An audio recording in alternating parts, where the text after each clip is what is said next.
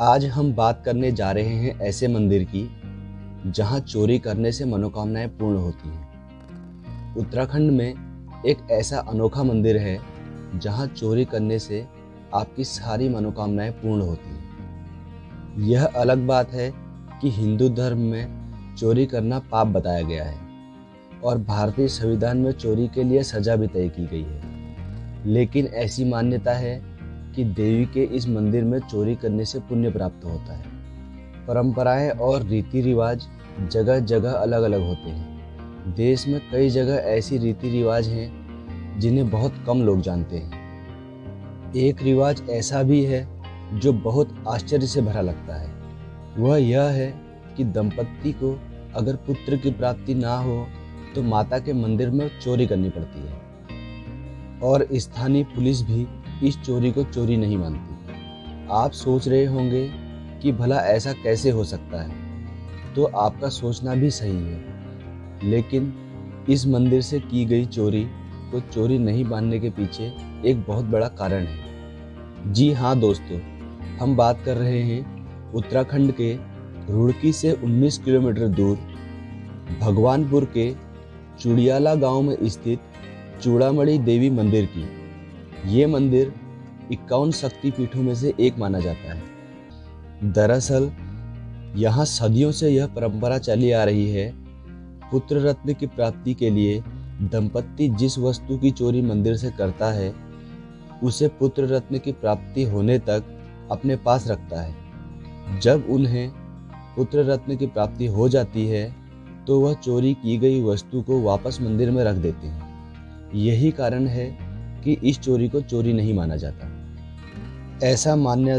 ऐसा माना जाता है कि इस मंदिर से कभी भी किसी भी इंसान को निराशा नहीं मिली। ऐसी मान्यता है कि यहाँ माता के चरणों में हमेशा लोकड़ा रखा रहता है और इसी लोकड़े को चुराकर दंपत्ति ले जाते हैं। इसे चोरी करने के बाद उन्हें माता पुत्र रत्न प्राप्ति का वरदान देती है।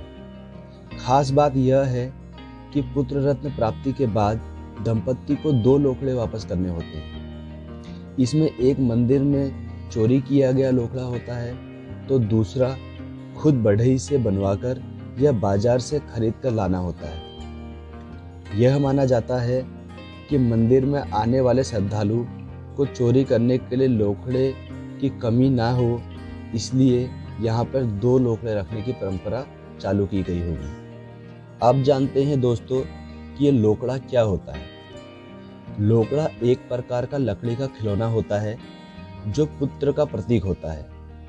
माता चूड़ामणि के चरणों में ये लोकड़ा रखा रहता है। जिस दंपत्ति को संतान नहीं होती वह इसे चुराकर ले जाते हैं और पुत्र प्राप्ति के बाद आषाढ़ माह में अपने पुत्र के साथ ढोल नगाड़ों सहित माँ के दरबार में पहुँचते हैं, जहाँ भंडारे के साथ दंपत्ति अपने साथ ले गए हुए लोकड़े के साथ एक और लोकड़ा भी अपने पुत्र के हाथों से यहाँ चढ़ाते हैं। दोस्तों, अब जानते हैं कि इस मंदिर का निर्माण कैसे हुआ था। एक बार लंढौरा रियासत के राजा जंगल में शिकार करने गए हुए थे। जंगल में घूमते घूमते उन्हें माता की पिंडी के दर्शन हुए। राजा के यहाँ कोई पुत्र नहीं था। राजा ने उसी समय माता से पुत्र प्राप्ति की मांग की। पुत्र प्राप्ति के बाद राजा ने सन 1805 में इस भव्य मंदिर का निर्माण करवाया। देवी के दर्शनों के लिए उपस्थित हुई रानी ने माता के शक्ति कुंड की सीढ़ियां बनवाई। दोस्तों, जानकारी अच्छी लगी हो तो लाइक, शेयर और सब्सक्राइब करना ना भूलें। हम आपको मिलेंगे अगली कुछ ऐसी ही इंटरेस्टिंग जानकारियों के साथ।